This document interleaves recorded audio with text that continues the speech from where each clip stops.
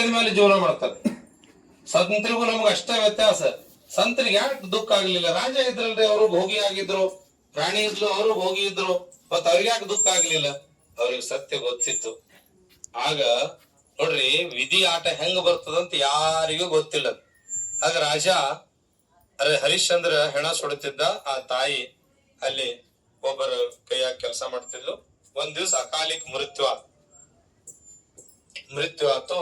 ಮಗ ತೀರ್ಕೊಂಡಾಗ ಮಗನನ್ನು ಎತ್ಕೊಂಡು ಬಂದು ಸ್ಮಶಾನಕ್ ಬಂದು ನನ್ನ ಮಗನ್ನ ಇದು ಅಂತ್ಯ ಸಂಸ್ಕಾರ ಮಾಡ್ಬೇಕಂದ್ರು. ನಿಮ್ಮ ಮಗ ಅನ್ಲಿಲ್ಲ. ನನ್ನ ಮಗನ್ನ ಅಂತ್ಯ ಸಂಸ್ಕಾರ ಮಾಡಕ್ ಅವಕಾಶ ಮಾಡಿಕೊಟ್ರಿ ಅಂದ್ರು.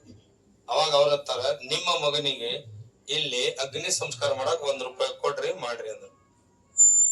ಅವ್ರೇನ್ ಅಳಕ್ ಕೂತ್ಕೊಡ್ಲಿಲ್ಲ. ನನ್ನ ಮಗ ಸತ್ನಪ್ಪೋ, ನಾನ್ ಹೆಂಗ್ ಮಾಡ್ಲಿ, ನನ್ನ ಹೆಂಡತಿ ನಾನು ಹಿಂಗ ಅನ್ಲಿಲ್ಲ. ನನ್ನ ಹೆಂಡತಿನೂ ಅನ್ಲಿಲ್ಲ, ನನ್ನ ಮಗನೂ ಅನ್ಲಿಲ್ಲ. ಯಾಕಂತ ಹೇಳಿ ಅವ್ರ ದೇಹಾತ್ಮಕ ಬುದ್ಧಿ ಬಿಟ್ಟು ಪರಬ್ರಹ್ಮ ವಸ್ತುವಿನಲ್ಲಿ ಲೀನ್ ಆಗಿದ್ದರು.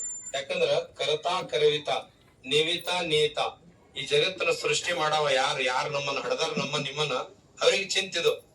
ಯಾರು ಜನ್ಮ ಕೊಟ್ಟಾರ, ನಮ್ಮ ಕೊಟ್ಟಿಲ್ಲ ನಮಗ. ಭಗವಂತನ ಮಕ್ಕಳ ನಾವೆಲ್ಲರೂ. ಅವ್ ಯಾರು ನಮ್ಮನ್ನ ಹುಡ್ಸ್ಯಾನ, ಅವ್ನ್ ಗೊತ್ತೈತಿದು ಏನ್ ಮಾಡ್ಬೇಕು, ಯಾರಿಗ ಏನದ, ಎಷ್ಟ್ ದಿವಸ ಒಬ್ಬರ ಮನೆಯೊಳಗಿರ್ಬೇಕು, ಇನ್ನೊಬ್ರು ಏನಿರ್ಬೇಕು ಅನ್ನೋದು ಅವನ ಇಚ್ಛೆ ಐತದ, ನಮ್ಮ ಇಚ್ಛೆ ಅಲ್ಲದು. ಅದಕ್ಕಾಗಿ ನಿಮ್ಮ ಮಗನ್ನ ಅಂತ ಹೇಳಿಲ್ಲ, ನನ್ನ ಮಗನ ಅಂದ್ರ ಅಮ್ಮ. ನನ್ನ ಮಗನ ನಿಮ್ ಮಗನಿಗೆ ಸುಡಾಕ್ ₹1 ಕರ ಕೊಡ್ರಿ, ಸುಡ್ರಿ ಅಂತ ಅವ್ರು ಹೇಳಿದ್ರು. ಅವಾಗ ನನ್ನ ಕಡೆ ದುಡ್ಡಿಲ್ಲ ಅಂದ್ರು. ಲಕ್ಷ ಕೊಡ್ರಿ. ದುಡ್ಡಿಲ್ಲ ಅಂತ ಹೇಳಿದಾಗ ಅವ್ರು ಹೇಳ್ತಾರ, ನಿಮ್ ಕಡೆ ದುಡ್ಡಿಲ್ಲ ಅಂದ್ರೆ ಯಾಕಿಲ್ಲತ್ರಿ, ನಿಮ್ ಕೊರಡಾಗಿನ್ ತಾಳಿ ಮಾಡಿ ತಗೊಂಬರಿ ಅಂದ್ರು. ತಾಳಿ ಕಟ್ಟದವನ ಹೇಳಾಕತ್ತೇನೆ. ಇದೆಲ್ಲ ಪರೀಕ್ಷೆ, ಇವೆಲ್ಲ ಪರೀಕ್ಷೆ ಕಾಲಗಳು ಅಂತ